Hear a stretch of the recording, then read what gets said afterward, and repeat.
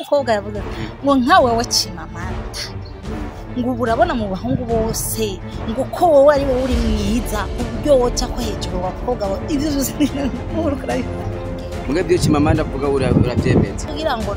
napfa n'induru z'abantu ziko ziramwira nuko rero abantu benshi baramwitogera Chimamanda daririmbo kisabwawe ndacuruko meze mwami urumwe mu bantu nabonye washize ku materi kwa Chimamanda Moses avuga ati mbega uyu nawo byagenze gute kumenga ari karapinga ibyo Chimamanda Moses yavuze bivanye no kungene video yashizeko yerekanye pasiteri ariko aragira ibintu bidakenewe mu bushengero bwiwe we nambona wenga ashizeko ku materi no kumenga wewe birikora ibyo avuze uramupinze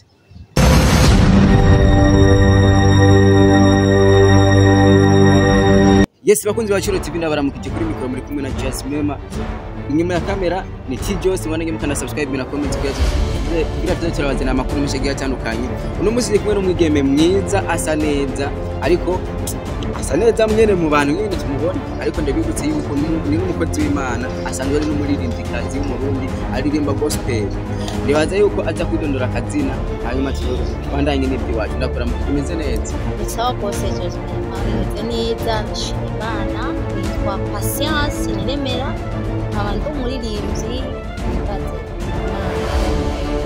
imbaza Imana turabona ko ufise indirimbo nkenya kuri YouTube ariko usanga ufise na video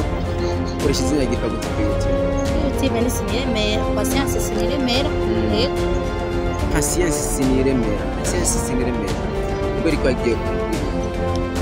ko ijambo ry'Imana ravuga ati gende mu mahanga mubwire benshi ubutumwa bwiza rero nanje nico kimwe cyatumye mpaguruka nk'umuririmbyi kugira ngo ngende mbwire benshi icyo Imana yashize muri jewe kandi mbwire benshi ubutumwa bwiza biciye mu ndirimbo bishitse ijambere na mbere nakwatse urubatse jewe oya sinubatse ariko urimirije urumva ari umuhungu yateye kamuye musatuta kugira shemeje ariyo so tunaza kuyivugana ni box kishi nakisho cyabona ko abakobwa bakiri bacu bikunda kubagora gusenga no kuri we birakorohera gusenga kuri jewe ni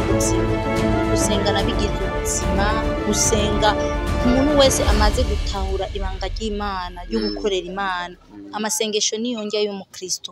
mugiye bizokunanira gusenga uri umukristo uzocumenya ko watewe wamaze gutegwa rero misi yose tubigira ubuzima gusenga urumwe mu bantu nabonye washize ku materi kwa Chimamanda Moses avuga ati mbega uyu nawo byagenze gute kumenga ari karapinga ibyo Chimamanda Moses yavuze bivanye no kungene video yashizeko yerekanye pasiteri ariko aragira ibintu bidakenewe mu bushengero bwiwe we nambona wenga ashizeko ku materi no kumenga wewe birikora ibyo avuze uramupinze sinamupinze contest namupinze ariko nabaye nk'umubaza ibi bintu byo bari byo kuko ujya mu papa cyangwa ujya mu shinga nawe w'abandi araduha amakuru menshi ku buryo niducanga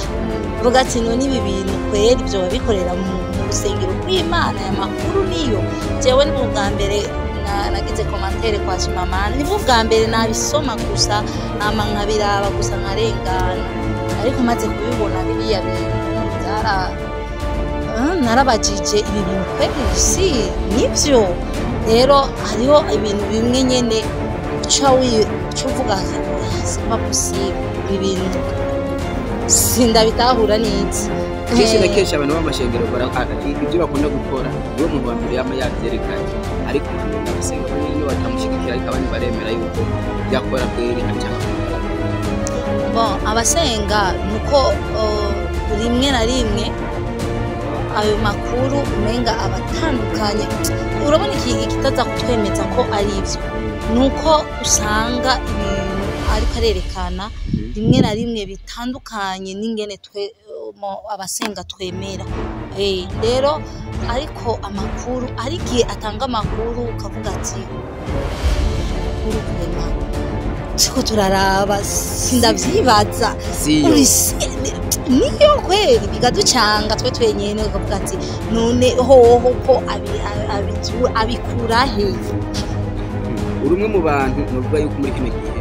uri umukobwa mwiza ndabivuga kandi no uririmba neza. N'igihe kintu utifuza uruhande rwawe ukibona ko abana yo mana Imana ibifashe ndifuza sinifuza ko abantu bompibwira bariko batanga ko amakuru mabi kuri jewe, amakuru atubaka kuko jewe nahamagariye kubaka imitima y'abantu,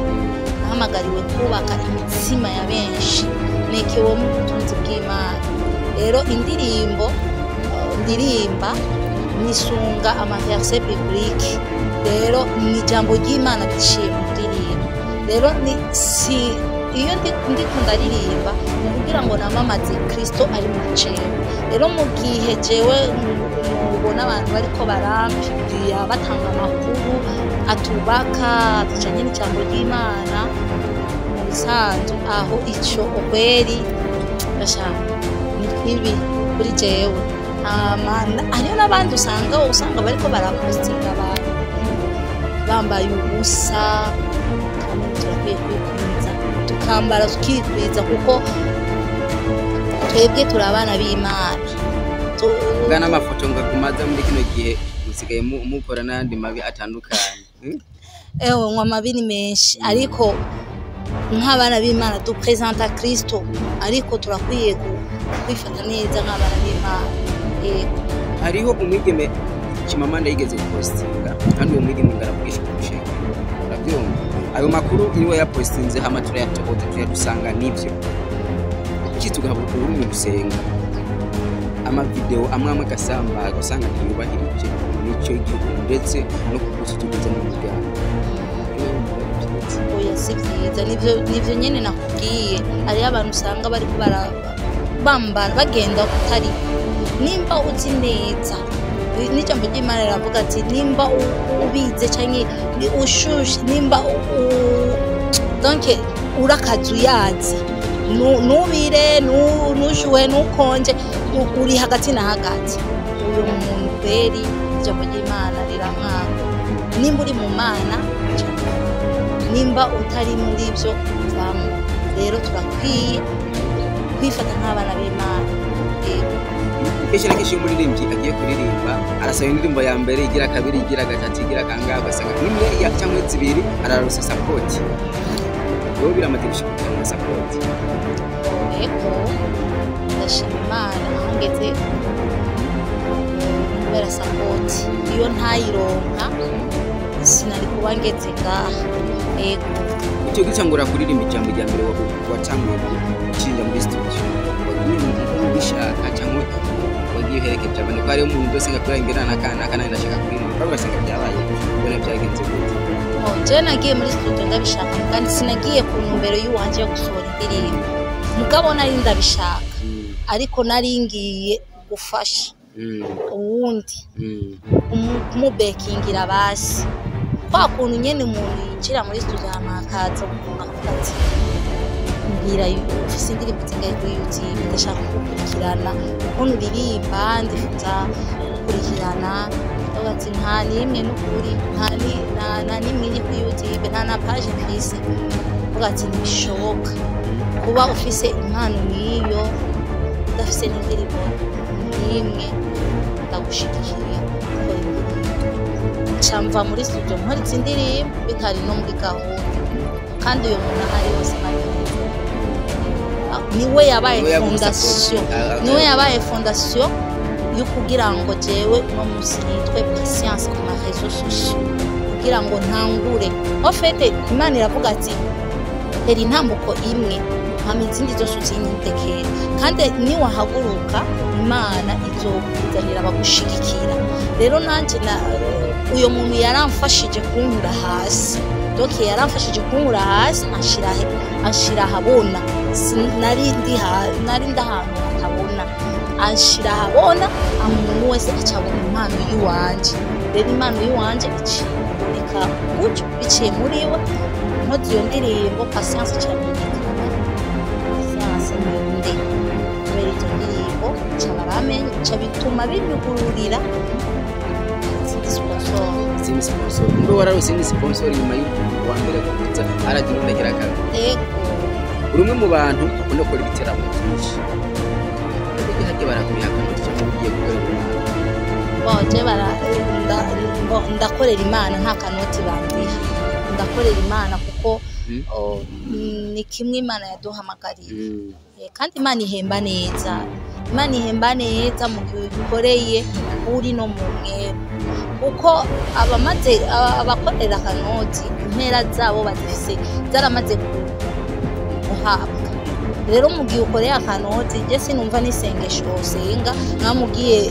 gusenga Imana uvuga ati Imana amezi agira ndagukorera wosenga gute sinumva ikintu wosenga wo present imbere y'Imana je rero mu Imana kandi n'Imana izobifashe ndayikorera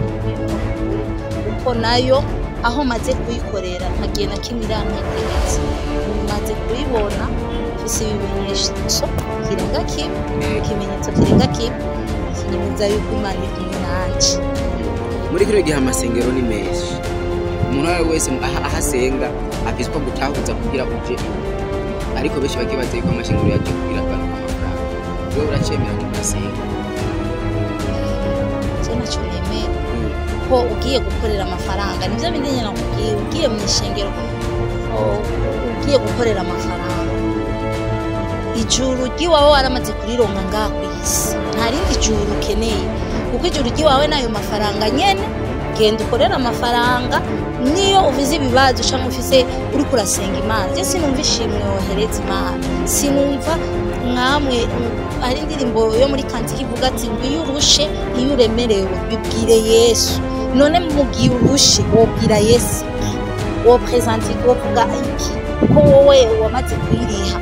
na Yesu ngira yo kuraba nuko nyina ari umunyembabazi nyinshi bisimuwe n'ikigongwe cinshi n'ahandi yoyo kugatsi wowe nta nico gufasha wowe nta na kimwe waramaze mu bisanzwe jewe umuntu agenda muri eglise akorera amahera cyangwa umupasiteri ahamagara umuntu kugira ngo amuhereze amahera ubwo n'ubuzi ndasanzwe mbwira ijambo ukunda cyane muri Bibiliya jewe ndakunda ijambo ryo muri Zaburi ayigwa abatagendera mu nama z'ababi iryo jambo riranyubaka hayigwa umuntu aticarana n'abacokoranyi hayigwa uyo muntu arahiriwe kuko ni ngo ibi ko urwicarana n'abacokoranyi ari ijambo umuntu cyane kuvuga ngo icyo utebanye naco icyo usa naco rero ni wagendera mu nama z'abantu ubwo nabo bo ucika muri nyene ni wagendana n'umusuma zoba umusuma impamvu makara bamwita makara so ko adafise izina giwe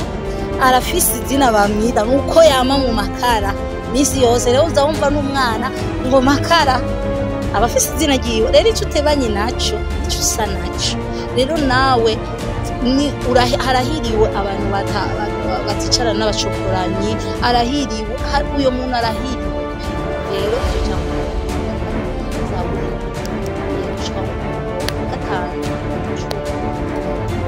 impanuro nziza hariho urwaruka ngarutse ati ya mpanuro yatanze nziza ni cyo kintu arabyiza ku Imana umuntu akwiye kubama ari kugira ngo ugire ubwiza bw'Imana ari jambo rivuga ati nkunda bankunda abandondera kudahumeka nibo batsombora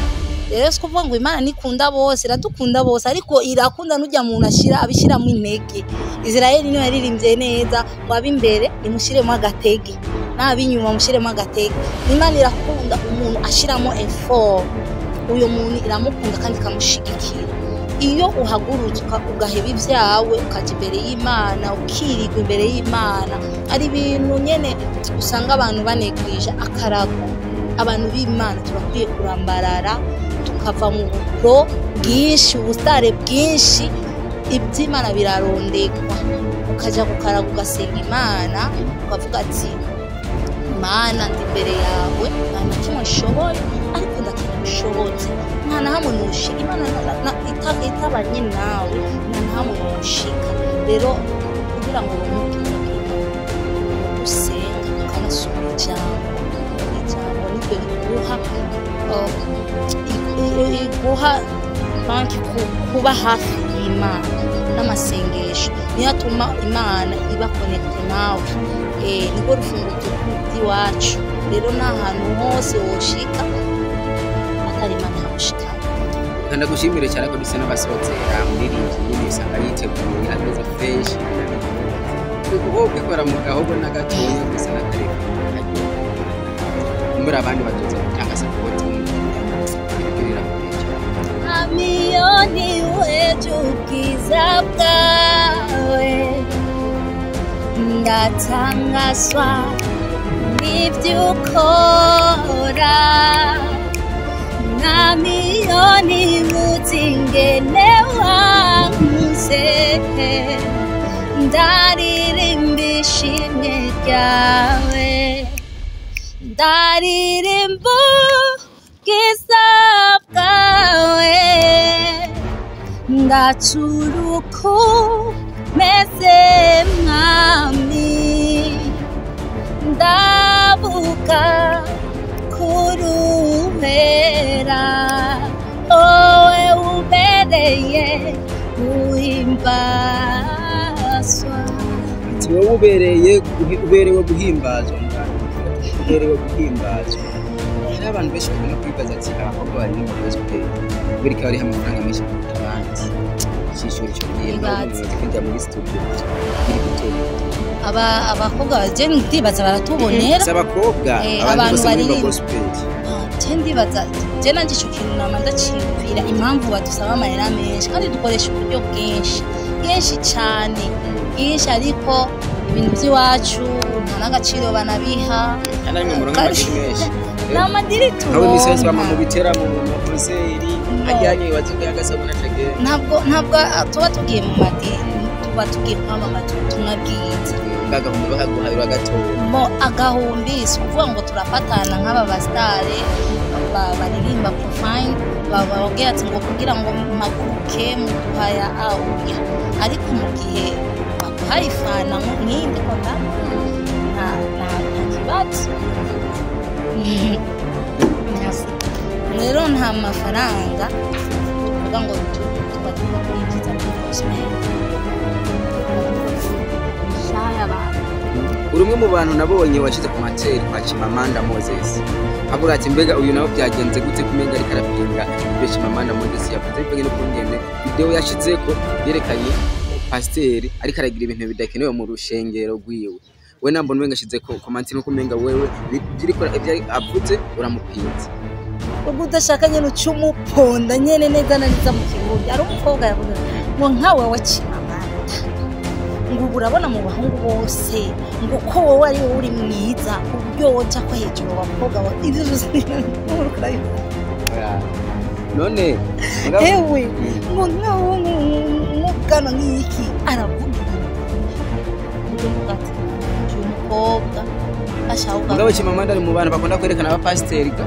yego ivyo urashobora kubivuga ati ni kuri hari abapasiteri bakora bariko barakura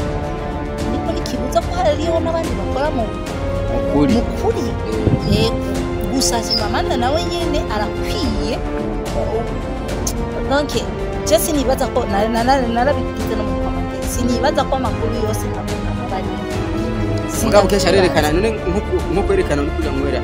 inzoga mu minsi uriko ranywera inzoga mu rushengero bibaze ko babifashe ko ariko aranywera inzoga mu rushengero sinibaza ko byo bari byo kubera nta muntu ari ku karongo jana inzoga mu rushengero mwe byo Chimamanda avuga urabyemeza oya sindabyemeza asa gusa ego hariyo bimwe maso maso ashobora kubona ko gatsi oya no kuri nubwo Chimamanda ko nawe n'ibintu ugati ko usanga birementanye. muri make niyo hajya nk'umuntu abasabwa ati mwana Jewe nk'umuhanura mvuga ati nk'uko turi muri munsi kandi ivy'iyi munsi turi ingenzi kandi ko tuba nk'abantu Bibiliya iravuga ngo dukorere Imana nk'abazofejo umva uno munsi urashobora kwirirwa ejo ugapfa mubizi ntituzi umunsi canke isaha rero kugira ngo napfana induru z'abantu ziriko ziramwira nuko rero abantu benshi baramwitubwira cyane nawe waze yuko hajya mugabo kenshi arakunda kwerekana yuko afise ikintu yegamiye cyane ego aravyerekana bimwe aravyerekana bifo si ndavyemeza abase bikora ikiganiro rero cyangwa ni maruko urumva turavuga cyane kugira abantu bamenye yuko Imana yatugiriye neza ni sibyo none ego